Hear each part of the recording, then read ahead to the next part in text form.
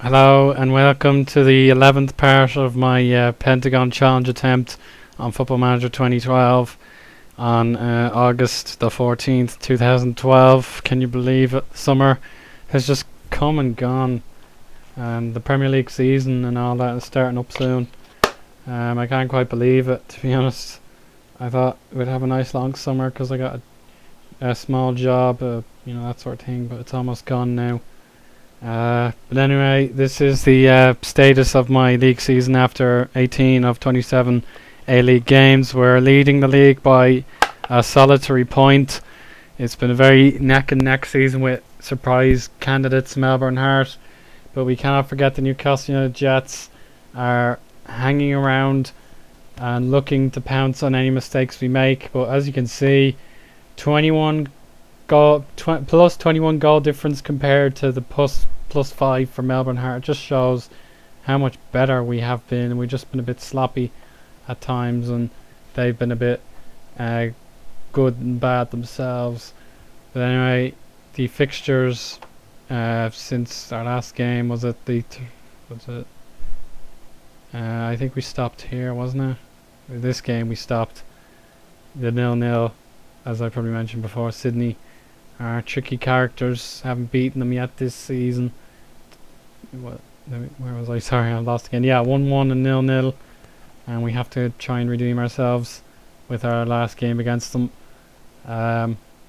Ever since that, we played the Melbourne Heart in a top versus second match, and even though we completely pulverised them, like no question who should have won this game, and we only did it in the 82nd minute, courtesy of my boy Michael Thwaite, the captain supreme, doing his more than his fair share. Perth Glory, that was not such a problem after all, but it took a good while yet again. Duganzic and Thwaite on the double, making it a rather simple victory in the end. We got revenge on Wellington Phoenix. That was a very good 2-0 win. Unfortunately, the injury crisis that I'll explain in a moment started to kick in as Alex Wilkinson got injured. Michael Thwaite bang on form. We played Adelaide United and I also gave them a walloping, and we got more injuries. Scott Chipperfield's reward for scoring an early goal was an injury, and that was about it. Diego Barcelos also scoring a brace. Brisbane Roar, this was extremely aggravating. The guys just weren't up for it this day. It should have been even more because they missed a penalty, but Nakajima Foran, as you can see him here, the Canadian / Englishman / Japanese, he was supreme. I didn't really play a good team because the injuries were starting to kick in. We got an alright defence, but it just didn't seem to work. I gave some guys a rest. It was clearly the wrong decision. Melbourne victory. We really should have won this game. We took the lead twice and then lost it twice, and we still don't know how to beat them, to be honest. Good performance from Yagway. Impressed by the Spaniard, but our defence just let us down. We defeated the Central Coast Mariners 2-0. Barcelos early on and Brown late on, which was all good. Then last but not least, the Newcastle Jets. It was 1-0 to them at half time, but Robbie Brady scored on his debut, or not on his debut, I think it was his second match, and then we took the lead and then gave it away, so that's a bit of a problem. But looking at the table, the worst we can do realistically, if we keep up this form, is it really shouldn't come below third unless we suffer this sort of form. But as you can see, last season's champions, the Central Coast Mariners, won the league after winning 14 of their 27 games, so the target is just to win 4 of those last 9 games. But not to sound disrespectful, but I think we should win at least 7 of those games. I really believe we can get at least 7 wins, maybe 6 if you want to be a bit pessimistic, but we've got to aim to get 7 wins because Melbourne Heart and Newcastle United Jets are not going to lie down for us. But I still don't take Melbourne Hearts title bid, all that seriously. I mean, look at this. Wellington Phoenix took them to the cleaners. 5-1. That is just embarrassing, really. And even though they are occasionally good in front of goal, they just don't do it often enough. And if we beat them one more time, then we really should be able to dispose of them as title rivals. So let's just go through the injury crisis I had. Luckily, a majority of the players I like to play have stayed injury free. But we had Scott Chipperfield on the injury list, and his attributes are going down very quickly. I've actually taken him out of the squad because his fitness is just not going to work out. Ergic has picked up a fair few injuries. He's almost back, but I'm not really going to play him anymore. He's actually going to leave for Rad Beograd in the Serbian league, which was a bit disappointing, but I suppose he was getting on. Whatever, he can go. Cassio has been alright. Wilkinson, our centre back, he's just about to recover. And our other centre back, Josh Mitchell, actually got a similar injury. Lower back stress fracture, sprained ankle. So yeah, I really need them. I actually took Tommy Smith back from his loan, but frustratingly, Adama Traore's paperwork hasn't come through. He's been nearly a month waiting for it, and I really need him to get that Australian citizenship to get Tommy Smith as an eligible player before the registration window shuts. Who else got injured? Excuse me. Yeah, the players on loan got a few injuries. Harold got an injury. All sorts. So we had quite a few injuries, to be honest. But we still have limited places on the bench. But now, transfer business looks like this. We actually did bring in another man, Aaron Moy. He's another central attacking mid on $2,000 a week. He has potential to grow, but because of the glitch, again the marquee contract glitch, he has had no alternative but to come to me for 95,000 euros, a bargain if I may say so. But St. Mirren just weren't playing him. But as a consequence, Nick Carroll just rage quit. He wasn't getting enough games, and yeah, I agree with his decision. He just wasn't. I didn't really feel I needed to play him, and now he's going to be chased down by those two clubs.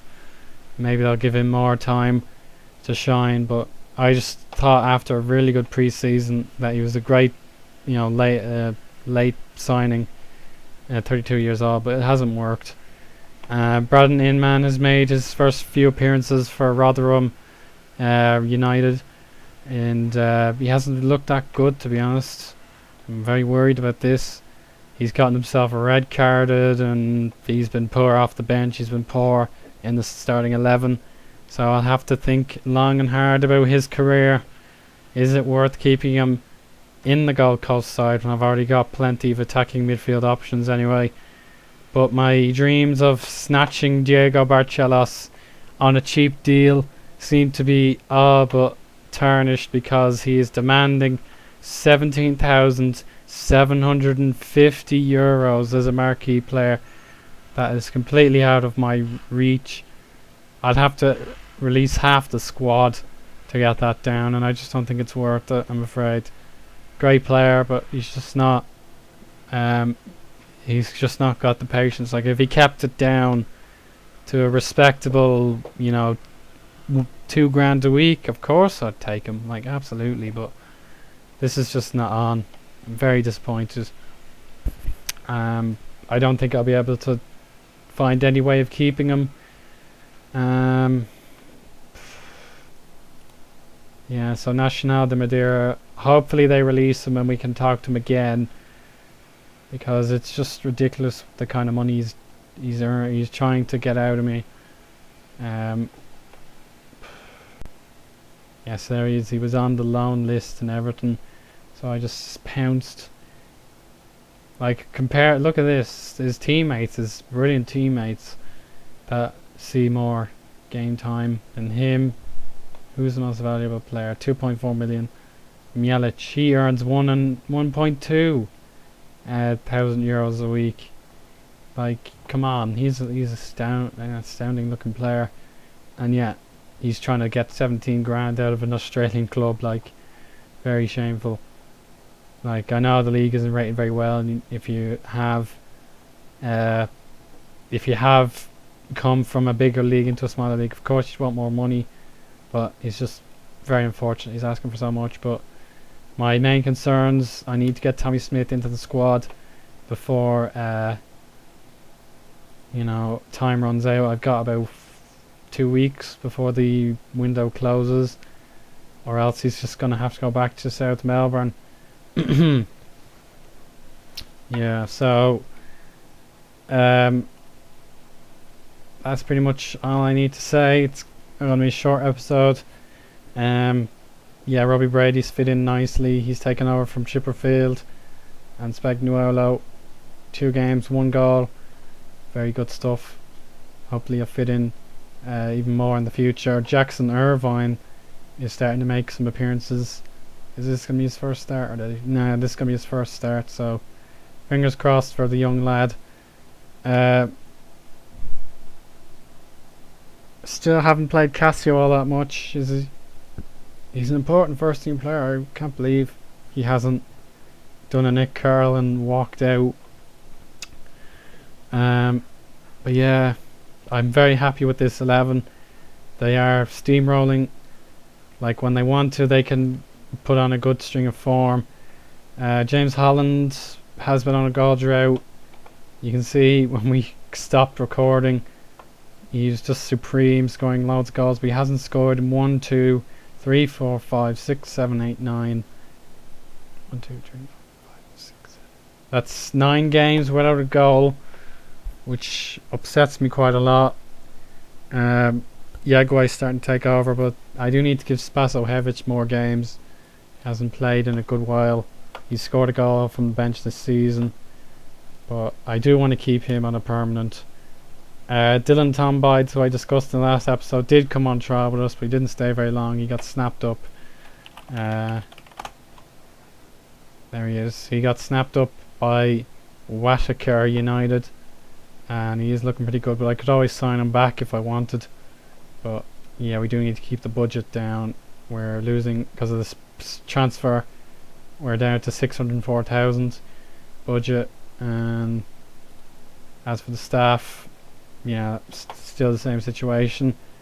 If it wasn't for the English scouts, I never would have known that Robbie Brady was available on a free. So I have to thank them for their hard work. Yeah, very good set of scouts. 3 of them are continental, and we're gonna have a continental coach as well. But I do want to get a new assistant manager. He'll be gone by the end of the year, thank goodness. Like, I like him. I think he likes me. Yeah, he likes me. Good stuff. But I still believe we can get a better assistant manager in. But now, yeah, I hope you're enjoying the series. We are just 9 games away from a possible historic moment. To win the A-League after finishing last would be truly outstanding.